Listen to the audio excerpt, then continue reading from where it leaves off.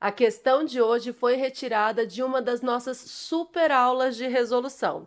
Clique agora mesmo no link aqui embaixo para estudar comigo e gabaritar a sua próxima prova de língua portuguesa. Conforme o acordo ortográfico vigente, assinale a alternativa correta quanto ao emprego de letras, hífen e acentuação gráfica. Então já é uma questão que mistura vários assuntos. Letra A. Xuxa comprou um micro-ondas, mas esqueceu de pagar o boleto. Letra B.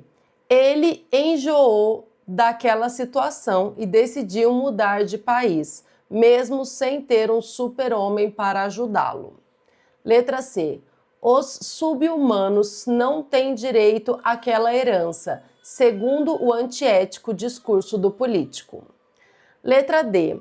A crônica retrata o paraquedista que salvou o voo do Sol. E letra E. O forno elétrico da cozinha quebrou. Comprei um novo no Pará. Bom, a gente vai encontrar a alternativa correta, tá? E analisar praticamente todas as palavras de cada alternativa. Letra A. Xuxa comprou um micro-ondas. Xuxa comprou um micro-ondas. Como se escreve micro-ondas? Aqui, de acordo com o acordo ortográfico vigente, né, a palavra micro mudou a grafia na última reforma ortográfica, se escreve da seguinte forma: micro-ondas. Por quê? Porque duas vogais iguais ficam separadas com hífen.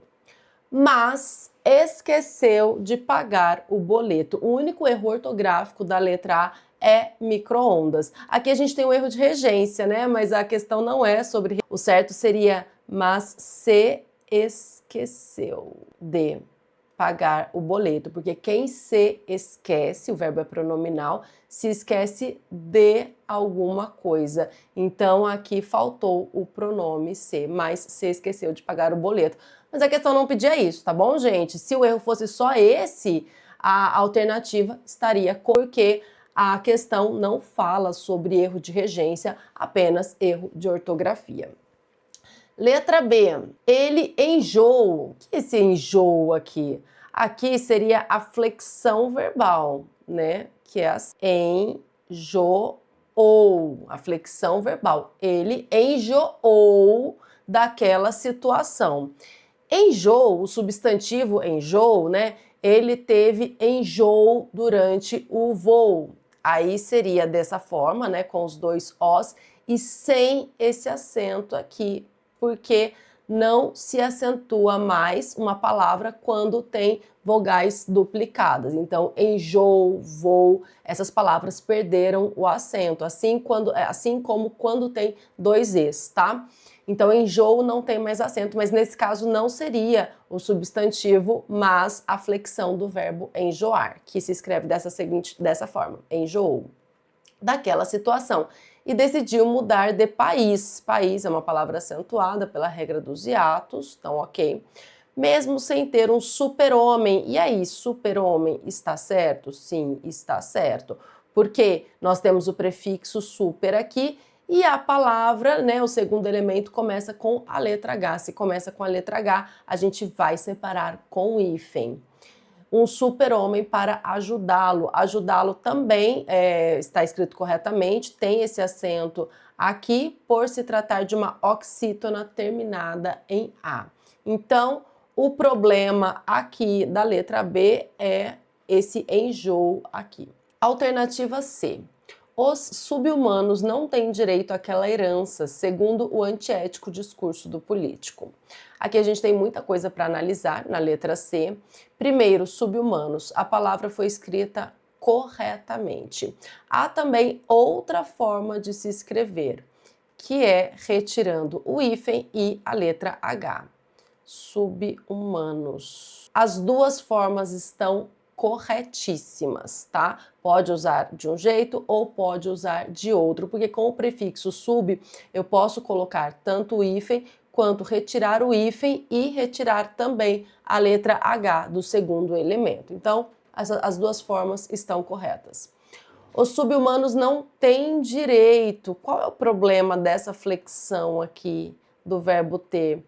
Deveria ter acento circunflexo, porque está na terceira pessoa do plural. Então fica assim: ele tem no singular, eles têm no plural com acento circunflexo para indicar o plural. Então, esse acento diferencial aqui, né, para fazer a distinção entre o singular e o plural, ele permaneceu na última reforma ortográfica. Então, ele não foi retirado, portanto, deveria ter acento aqui, porque sub-humanos está no plural, o verbo deveria estar flexionado no plural, concordando com o sujeito.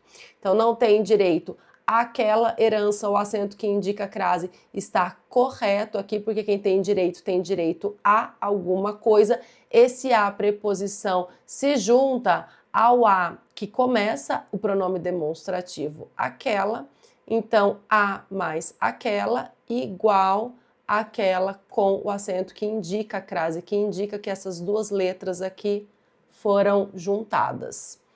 Segundo, o antiético. Antiético, essa palavra foi escrita corretamente. Aqui nós temos o prefixo anti, ele termina com a vogal i, e a palavra ético, que começa com a vogal e.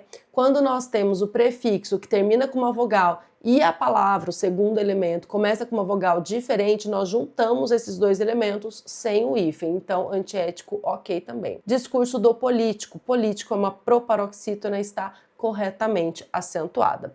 Então, o único problema da letra C é o verbo ter, essa flexão aqui do verbo ter que deveria ter acento circunflexo. Letra D, ainda não encontramos uma alternativa correta, né? Letra D. A crônica retrata o paraquedista que salvou o voo em pleno pôr do sol. Aqui nós temos crônica, proparoxítona, toda proparoxítona é acentuada, então ok. Paraquedista, vamos analisar essa palavra.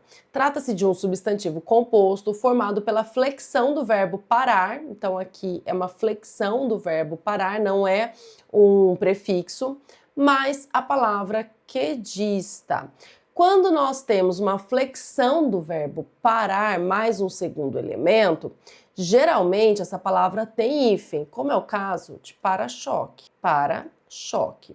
Para-choque é a flexão do verbo parar, mais a palavra choque, então a palavra se escreve com hífen e sem o acento, tá, gente? Porque o último acordo ortográfico retirou o acento da flexão do verbo parar. No entanto, a palavra paraquedista, embora seja formada pela flexão do verbo parar, não tem hífen, se escreve tudo junto. Por que se escreve tudo junto, professora? É exceção? É exceção.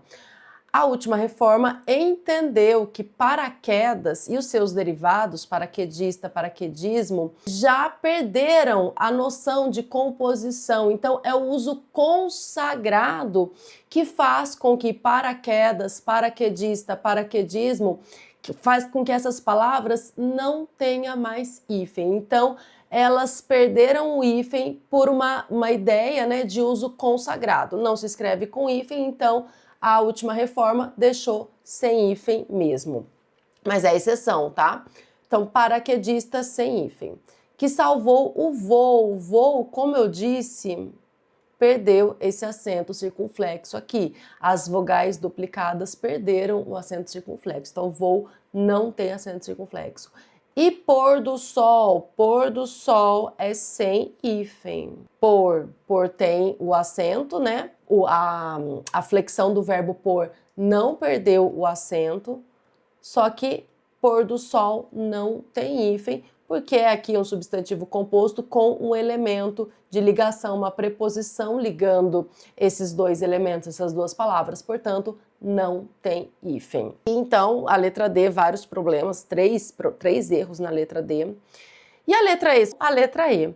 O forno elétrico da cozinha quebrou. Forno, ok, sem acento. Elétrico, proparoxítona, toda proparoxítona é acentuada, da cozinha quebrou. Comprei um novo no Pará. Pará, uma oxítona terminada em A, ela é acentuada. Então, a letra E não tem problema nenhum, está correta. Questão 1, alternativa E, muita coisa para se analisar aqui nessa primeira questão, porque tem várias palavras, né, com problemas que a gente precisa analisar em cada uma das alternativas. Questão 1, alternativa E. E aí, acertou ou aprendeu? Tudo de que você precisa para dominar língua portuguesa e conquistar a sua aprovação, você encontra nos links aqui embaixo. Eu espero por você.